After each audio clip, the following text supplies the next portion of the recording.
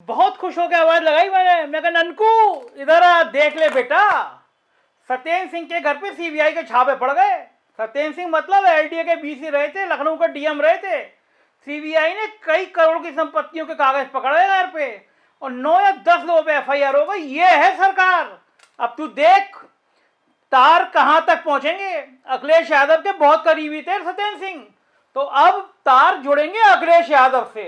अब मुसीबत आ जाएगी अखिलेश यादव की, समझ जा। अब तो बस केवल अब तो दिखाई दे जाएगा, एक तरफ से बेईमानी के राज खुलते चले जाएंगे। अरे मैं तो इतना खुश था ना, इतना खुश था, मुझे लगा कि कम से कम बेईमान की शुरुआत तो हुई। ननकू तो ननकू है, आया मुस्कुराता हुआ, बोला कितना खुश हो रहे हो। ऐसा लग रहा है जैसे बहुत बड़ा घटना हो गई।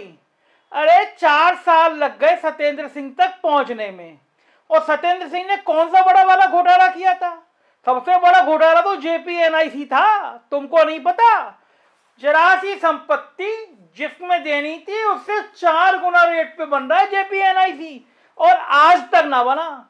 ये पहला प्रोजेक्ट है जिसमें 1000 करोड़ रुपए लग गए लगभग, और 100, 150, 200 करोड़ रुपए और लगने हैं। 4 साल में वो खंडेर हो रहा है।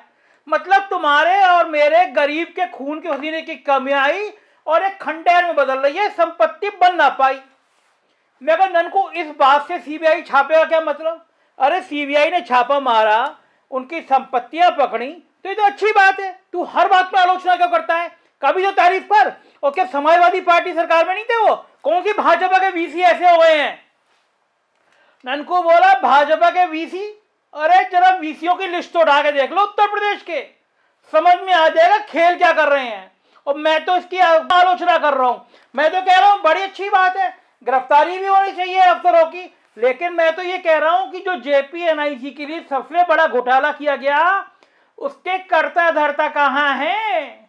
अरे भैया घोटाला किया संजय सेठ ने, Shalimar builder, Shalimar builder, Shalimar builder. Samajwadi party में जिस बड़े ठेके का नाम सुनो तो शालीमार बिल्डर, संजय सेठ, संजय सेठ। अरे भैया इनका एक पार्टनर था, वो ये जो नया वाला बिल्डिंग बन रही है ना मुख्यमंत्री का दफ्तर, उससे पहले की बिल्डिंग शीशे लगाने का काम कर रहा था उसका एक आदमी। पता चला पाकिस्तान का आतंकवादी था। अब मामला शालीमार से जुड़ा था, कपी चढ़ गई, नोट लिया, मामला रफा दफा। तो भैया जिनके संग घोटाले किए जो अफसर शामिल हैं, वो संजय सेठ कहां है? समाजवादी पार्टी के दुलारे थे, नेताजी का तो इटावा वाला करोड़ों का मकान बना के दिया लोग कहते हैं। मगर जब देखा दाव पलटा, सत्ता बदली, लगा फंसेंगे, तो आ गए भारतीय जनता पार्टी में। और भाजपा तो गंगा जल है, जो कीचड़ मिल जाए गले लगा लेंगे, बन गए एमपी। तो भैया सीबीआई ने गैस तो जरूर कर लिए, लेकिन सारे घोटाले पहुंच जाएंगे, बड़े वाले घोटाले तक ना पहुंचेगी। और देख ले टनकू बोला कि रिवर फ्रंट बनाने वाली कंपनी के तार तो अमिताभ बच्चन से जोड़ रहे थे जाके उनके भाई की कंपनी से। मामला गड़बड़, ठंडे बस्ते में। तो ये हाथी के दांत हैं। मैं कहा ननकू तू फालतू बातें मत किया कर, अब सरकार बदल रही है, तेवर कड़े हो रहे हैं, तो देखना कार्रवाई होगी।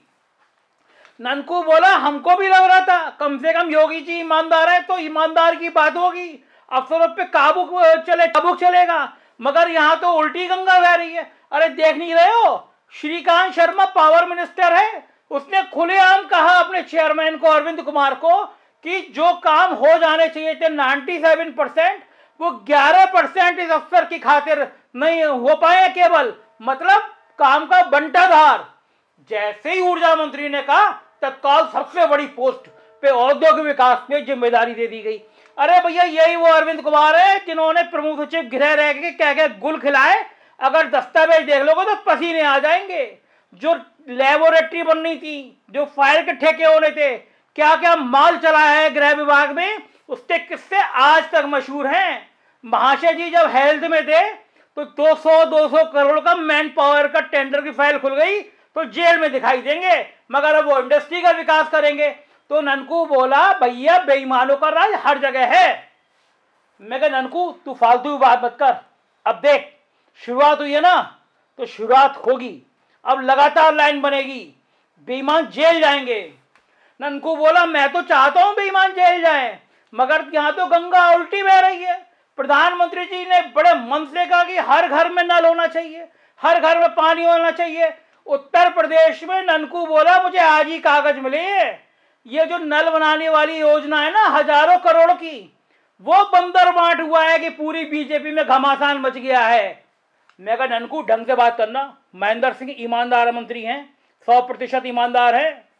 ननकू बोला ईमानदारी के किस्से तो मैं 2-3 दिन में बताने वाला हूं, कागज निकलवा रहा हूं।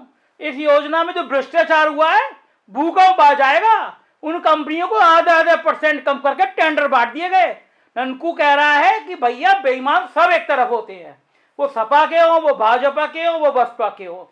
बसपा में जिन्होंने चीनी मिल भेजी IAS अफसरों ने, वो इस सरकार में माल कमा रहे हैं। जो मायावती जी के सबसे करीबी थे वो इस सरकार में माल कमा रहे हैं। तो भैया IAS अफसरों पे तो कुछ ना होता। CBI जांच के लिए अनुमति मांगती है कि साहब इन्हें मुकदमा कर दे, अनुमति मिलती नहीं है। सत्येंद्र सिंह तो बली का बकरा बन गए, लेकिन उम्मीद नहीं है कि बाकी अफसरों पे कुछ काम होगा। क्या बोले यार, इससे मतलब हर चीज में कुतर। एक अच्छा काम हो रहा है, आप देखना सत्येंद्र सिंह के बहाने कई लोगों की गर्दन निपटेगी। और ये जो कह रहा है ना, जल शक्ति मंत्री पे आरोप लगा रहा है कि इस परियोजना में धांधली हो रही है, कह रहा है 3 दिन में कागज लेके आऊंगा। आप खुद बताइए, महेंद्र सिंह ईमानदार मंत्री है, कैसी बात कर रहा है कि इसके टेंडर में बेईमानी हुई है। मैं भी कल पड़ताल करता हूं, ननकू को कागज ला के आने दीजिए, अगली बार इसी मुद्दे पे बात होगी। अगर आप बेबाक और निष्पक्ष खबरें देखना चाहते हैं तो हमारे चैनल को सब्सक्राइब करें और बेल आइकन को दबाएं।